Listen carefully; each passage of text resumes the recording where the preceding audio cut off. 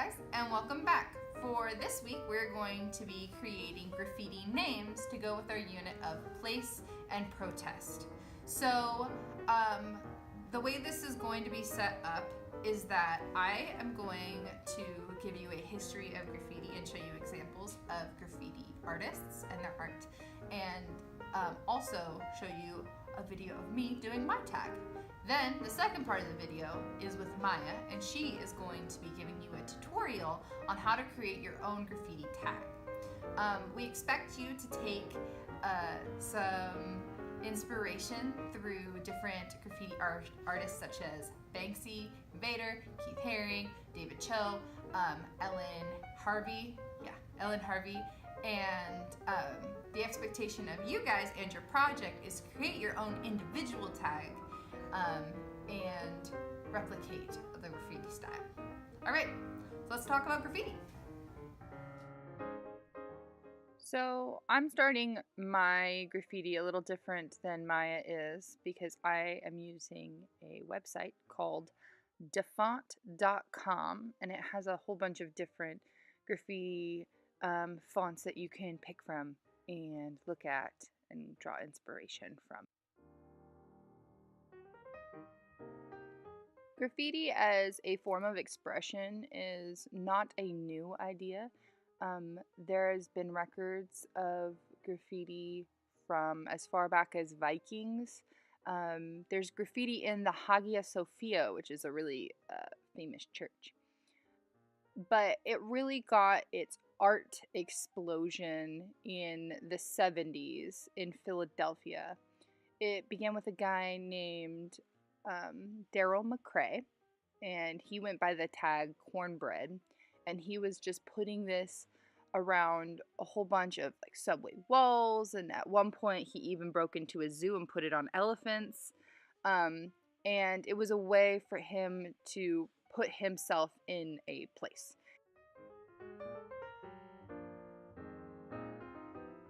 As time went on, graffiti changed from a way to add yourself into a place and move further into like fine art.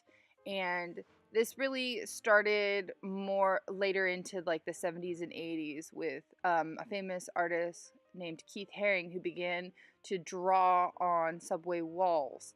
And later he used his art in gallery spaces, and it transferred very nicely.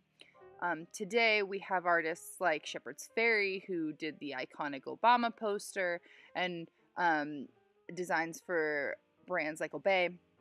And then there's people like Ellen Harvey, who create classical oil paintings on dumpsters and on the ground. Harvey is a really interesting artist because she uses very classical painting styles as well as putting it in inappropriate places, which makes her very different. A more popular graffiti artist that most people should probably know currently is Banksy, who is a British artist who uses stencils, and he recently had he made big news in the art world because one of his paintings, after it was sold for like over $1 million, it self-shredded in front of the entire auction house, which is a different statement for a different time. So you will be creating tags, which are basically your name.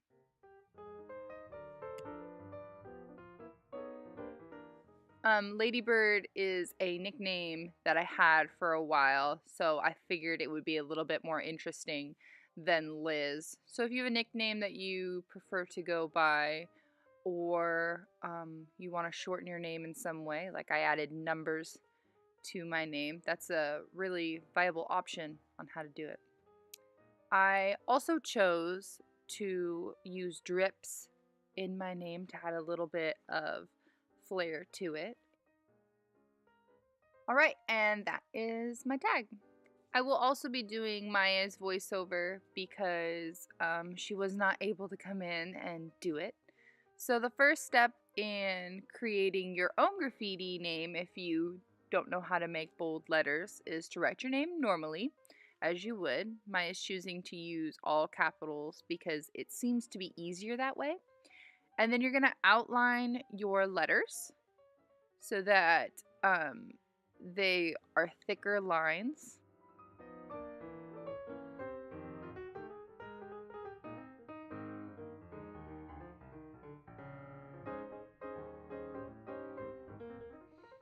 And this is just a way to practice creating bolder letters. So you can then erase the inner lines and so that they're thick letters like you would see in like signage and things like that.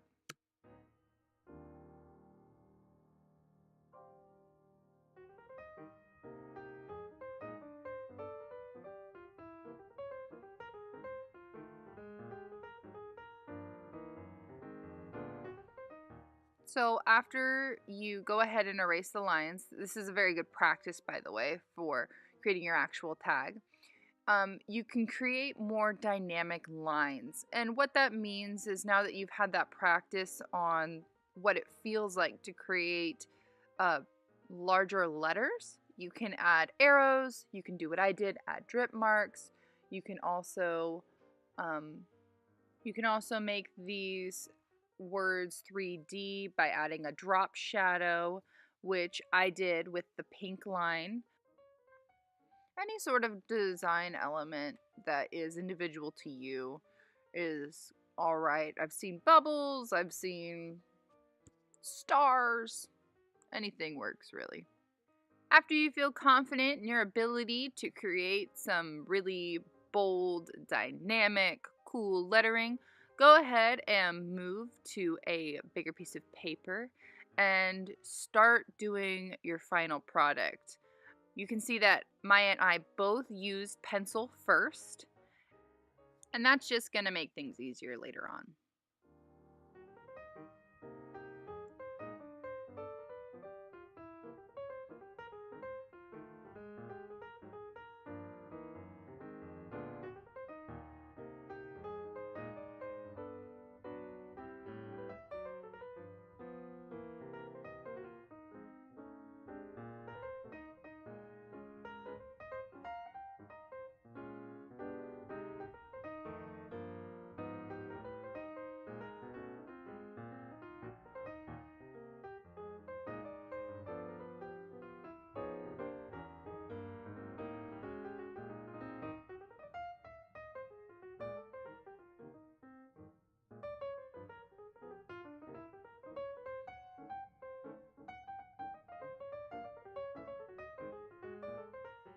Well, Maya wanted to use markers at first, but realized that it probably wouldn't have been such a good idea for what she had originally planned.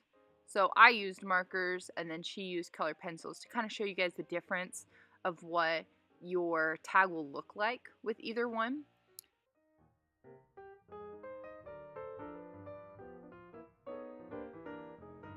I went ahead and sped up the footage of Maya coloring for you guys because you don't need 12 minutes of Maya coloring.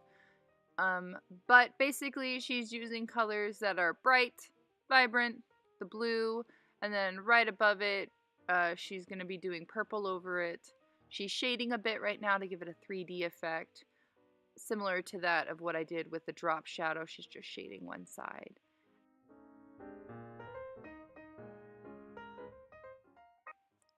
So now she's adding embellishment onto her tag to create a little bit more dynamic and interesting graphic art.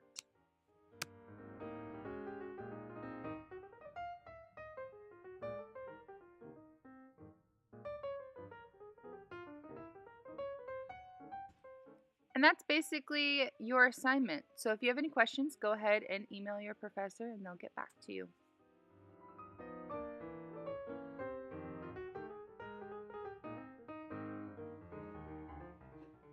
So,